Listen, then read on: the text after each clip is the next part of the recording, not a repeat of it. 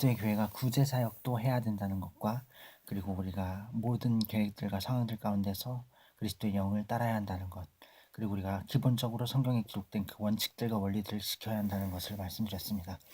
무엇보다도 복음 전파, 십자가에 피 묻은 그 복음이 가장 중요한 우리에게 사역이죠.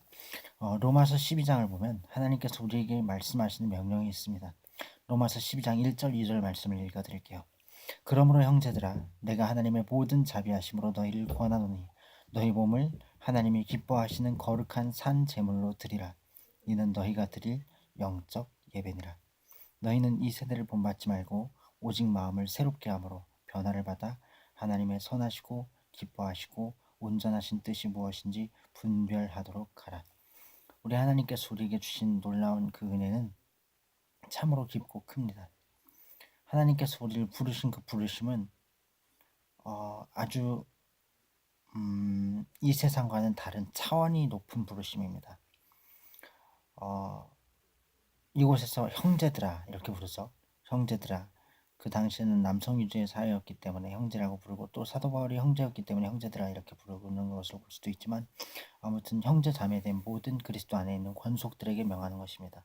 이것은 세상 사람들에게 한 명령이 아니에요. 분명한 건 그리스도 안에 있는 사람들, 그리스도의 교회된 당신과 제게, 하나님의 사람들에게 향한 명령이에요. 그러므로 형제들아, 내가 하나님의 모든 자비하심으로 너희를 권하노니. 구약 성경을 보면 주께서 나를 진노로 멸절치 마옵소서, 진노로 징계치 마옵소서, 내가 아무것도 아닌 것 같이 될까 하나이다, 이런 말씀이 있어요. 아무것도 아닌 것이 되지 않기 위하여서는 하나님의 인자하심이 필요해요. 우리가 사람들을 대할 때도 마찬가지고 영권을 사용할 때도 마찬가지입니다. 우리가 교육할 때도 그리스도 복음 안에서 하나님의 죄에 대한 맹렬한 진노와 그 분노가 어떠한지 분명히 해주는 것도 중요하지만, 그것보다 더욱 중요한 것은 그것을 넘어서 하나님의 인자와 자비가 남아있다는 것입니다. 그리스도 십자가를 통해서 우리에게 향하신 하나님의 긍휼이 남아있다는 것, 이것을 선포하는 건 너무나 중요해요. 여기서 이렇게 말하죠. 하나님의 모든 자비하심으로 너희를 권한다. 그리고서 그 내용을 말합니다. 너희 몸을 하나님이 기뻐하시는 거룩한 산 제물로 드리라. 이것은 너희가 드릴 영적 예배니라. 분명히 여기선 우리 몸을 드리라고 했어요.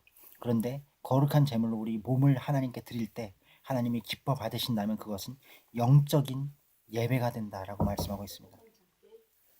우리가 거룩한 산 제물로 우리 몸을 드린다는 것은 우리가 교회 안에서 봉사하는 것도 포함하지만 우리 모든 삶의 영역들 가운데에서, 우리 모든 삶의 영역 안에서 우리가 하나님께 순복하는 것을 의미해요. 일터에서 최선을 다하고 정직하고 성실하고, 또 우리 가정 안에서 가족들을 사랑하고 가정을 잘 관리하고 교육하고 보듬고 상처를 치유하고 위로하고 싸매주고 그리고 유지하고, 또 하나님의 사랑으로 온전케 하고, 또 우리의 교회를, 또 우리의 모든 사회들을 그리스도 안에서 우리 안에 계신 그리스도의 빛이 비추도록 그렇게 하나님께 온전한 예배를 드리고, 예배의 힘과 뜻과 정성과 목숨을 다하여서 하나님께 집중하는 그런 모든 우리 삶의 전반적인 우리의 생활을 통한 하나님을 향한 헌신을 의미하는 것입니다. 그것이 무엇으로 됩니까? 우리가 육체를 입고 있기 때문에. 영혼만 한다면 뭐 영혼이 막 의미 없이 막 떠돌아다니겠어요? 우리 안에 영혼이 있고, 우리 영혼이 우리 지정의를 통하여서, 우리 육체를 통하여서 그 의지를 발현하잖아요. 이러한 우리 육체의 모든 행함들, 생각도 뇌의 기능이잖아요. 육체의 생각들, 또 우리가 기도하는 것도 우리 입술을 혹은 우리 생각이 하나님을 향한 외침이잖아요. 이 모든 육체를 통하여서 하나님께 기뻐하시는 산사로 드릴 때 그것이 영적인 예배가 된다는 것입니다. 그러므로 영적인 것이란 것과 육적인 것이란 것을 뭐 그 옛날 니골라당처럼 뭐 그노시스처럼 그렇게 막 완전히 이분법적으로 생각할 게 아니에요. 영적인 것은 실제적으로 우리가 하나님께 순종하느냐 하는 것에 달려있는 것이라고 보면 될 것 같습니다. 영적인 것이란 하나님께 순종하는 것과 연관이 되어 있다. 생각해 보세요. 무당들은 귀신의 영의 계시를 받고 그렇게 하고, 불교든 그 뭐 모든 우상 숭배들은 뭐 또 이단들은 뭐 영혼 결혼식 뭐 이런 것도 하더라고요. 그것이 더 영적이 보이지 않습니까? 그런데 그건 하나님 보시기에 영적 예배가 절대 아니죠. 오히려 육체에 속한 이단이라고 갈라디아서 5장에 말씀된 19절부터 21절에 나온 하나님의 기업을 유업으로 받지 못할 그런 지옥에 갈 죄악에 해당되는 육체의 일이란 말입니다. 그러므로 우리는 영적 예배다, 영적인 것이다 하면 하나님께 대한 순종으로 하나님께 연결되어 있는 일이냐, 이것이 포인트입니다.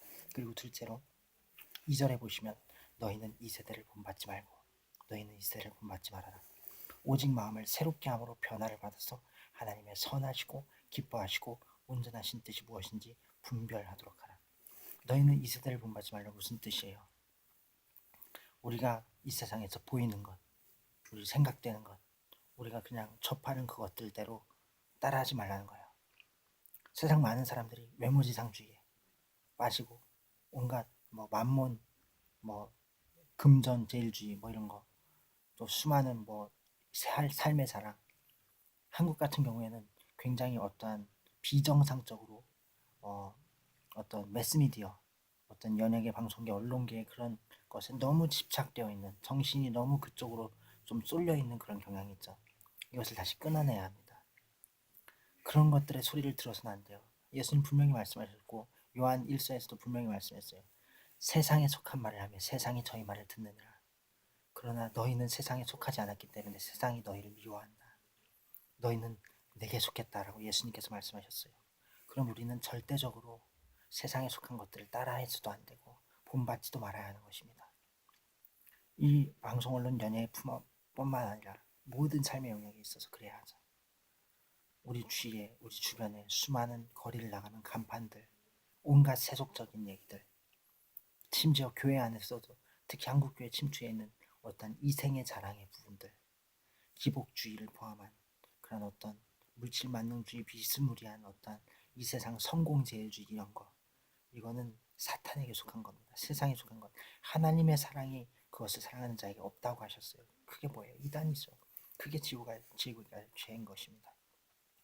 그러므로 우리는 너희는 이 세대를 본받지 말라. 오직 마음을 새롭게 함으로 변화를 받아라. 하나님의 선하시고 기뻐하시고 온전하신 뜻이 무엇인지 분별하도록 하라. 분별해라 그랬어요.